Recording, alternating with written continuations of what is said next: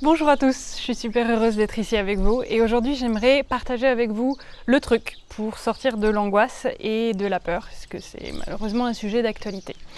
Le problème avec l'angoisse, à part que c'est juste insupportable à vivre, c'est qu'en fait ça nous piège, ça nous met dans une espèce de boucle infernale de laquelle on a l'impression qu'on ne va jamais réussir à s'en sortir.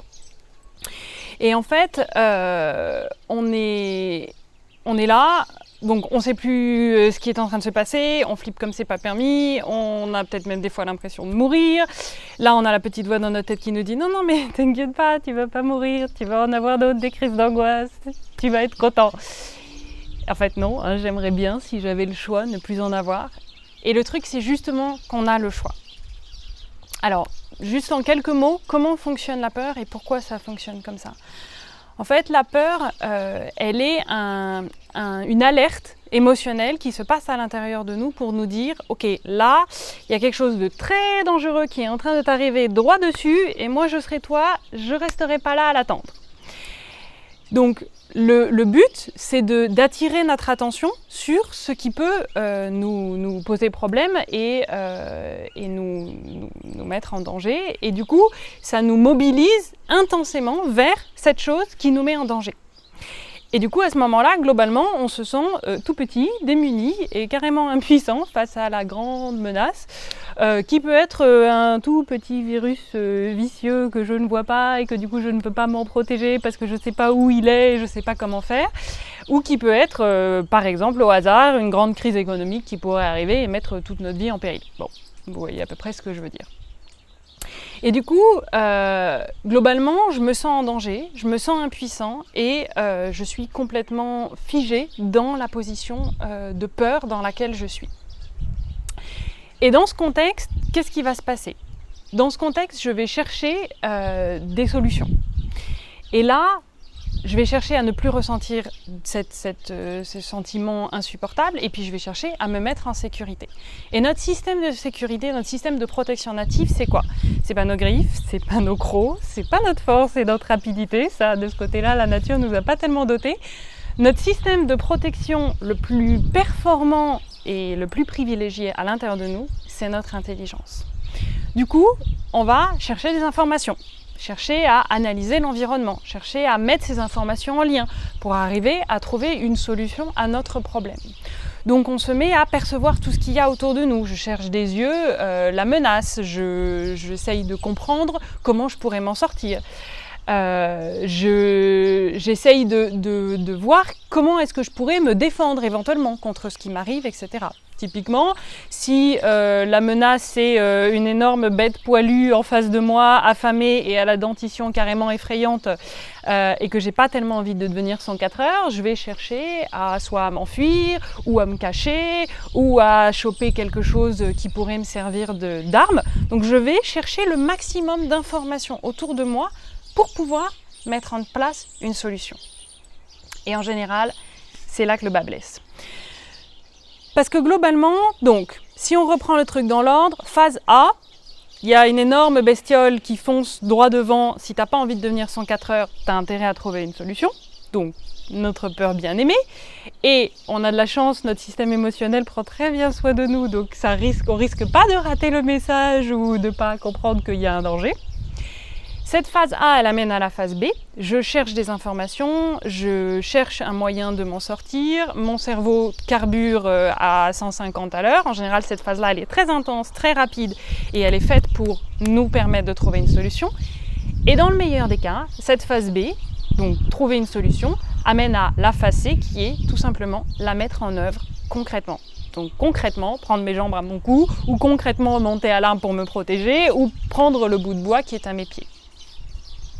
Le problème, tout le souci, c'est quand la phase B ne peut pas donner lieu à la phase C. C'est quand en fait on ne peut pas passer à l'action et que du coup on ne peut pas concrétiser la stratégie qui va nous mettre en sécurité.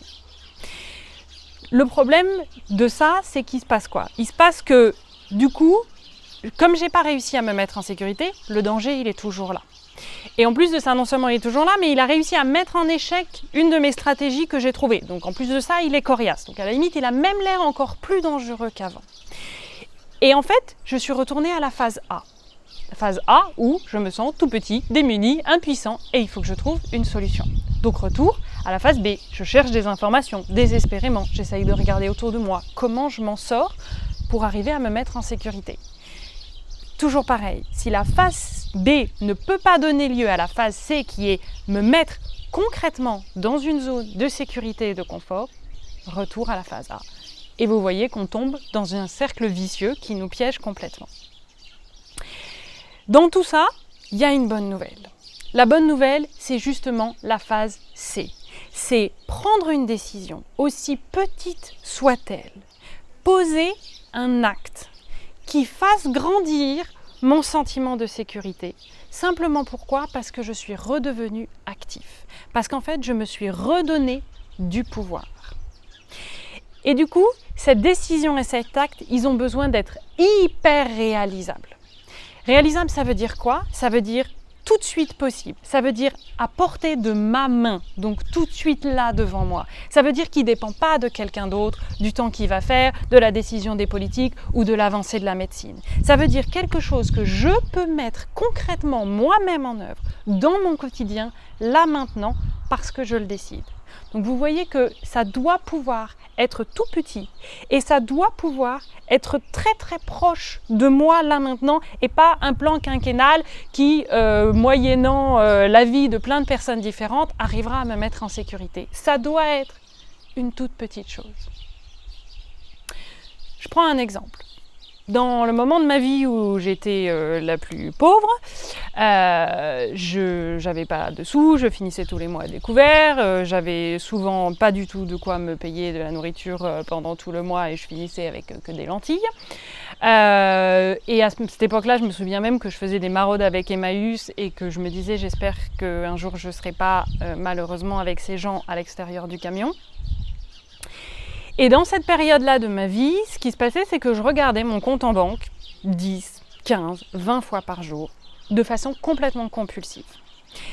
Ça me soulageait 3-4 minutes au début, 3-4 secondes à la fin, si je suis tout à fait honnête, mais dans tous les cas, le soulagement repartait et l'angoisse revenait. Et 15 minutes plus tard, alors qu'il n'y avait absolument pas de chance pour que la situation ait changé, compulsivement, je retournais regarder sur mon compte en banque. Pourquoi ? Parce que j'étais coincée dans cette phase A, phase B, retour phase A, retour phase B, et on tourne en boucle. Je cherchais désespérément des informations pour donner l'impression à mon cerveau qu'il allait être capable de trouver une solution. Le problème, c'est que regarder mon compte en banque ne me permettait pas du tout de trouver une solution et que ça n'avait rien de concret, de réalisable. Et du coup, ça faisait grandir l'angoisse et la déprime. Ce que j'ai fait à ce moment-là, c'est que déjà j'ai pris cette première décision qui était de passer de 10, 15, 20 fois par jour à une fois par jour. Je n'allais regarder mon compte en banque plus qu'une fois par jour. Et ça peut paraître rien comme décision, mais quand on est dans un mode compulsif, je vous promets que c'est pas si facile que ça. Rien que cette décision-là, en fait, ce qu'elle avait de merveilleux, c'est qu'elle ne tenait qu'à moi. C'était ma décision propre et il suffisait que je la mette en action un jour, puis un deuxième, puis un troisième et ça dépendait de personne d'autre. Et rien que ça m'a redonné un sentiment de pouvoir et de contrôle.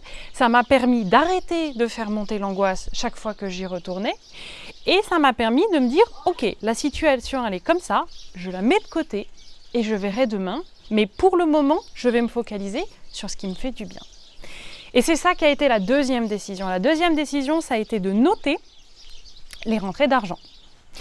Ça m'a permis de me focaliser sur ce qui me faisait du bien, déjà sur ce qui me rassurait. Quand je voyais un chiffre qui rentrait, bien sûr, c'était rassurant.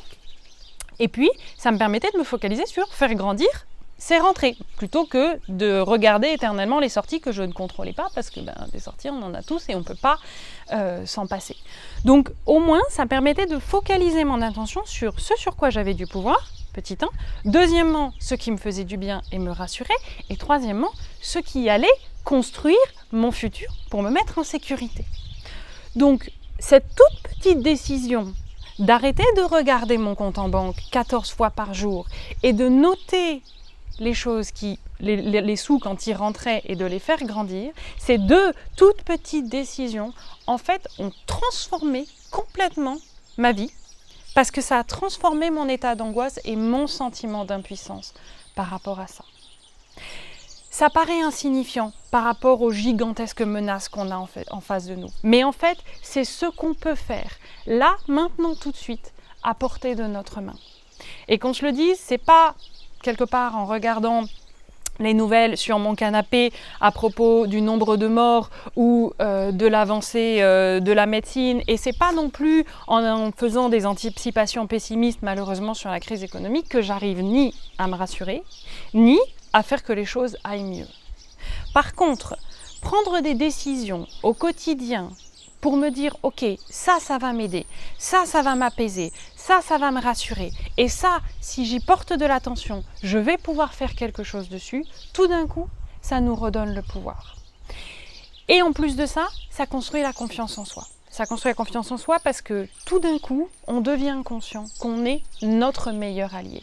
Et qu'en fait, ça ne dépend pas de quelqu'un de très loin qui ne connaît rien à ma vie, qui va rien faire de concret et de palpable dans mon quotidien. La seule personne qui peut changer ce que je vis au quotidien, en fait, c'est moi-même.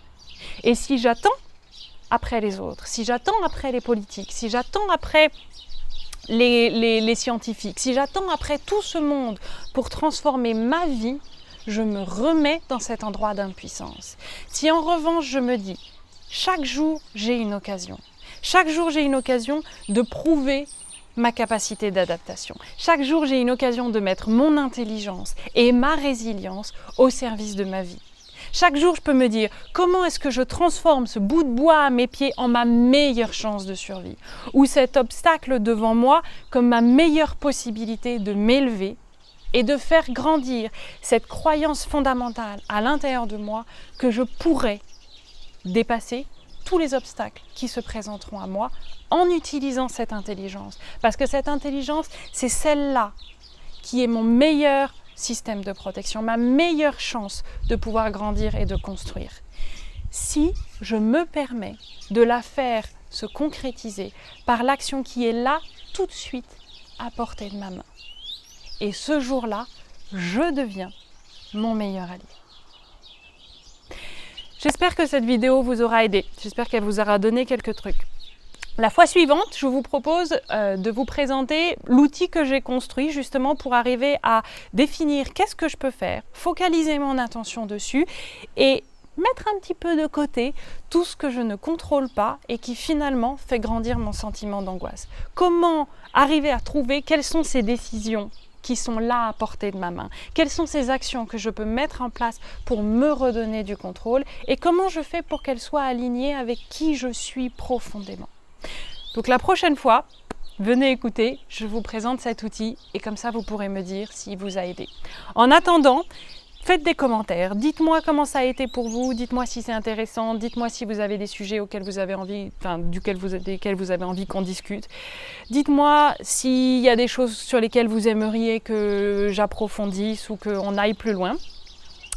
Partagez cette vidéo si elle vous a plu et si elle résonne avec vous, si vous pensez qu'elle peut plaire à d'autres. Mettez un petit pouce bleu, ça aide à ce que d'autres personnes puissent la trouver.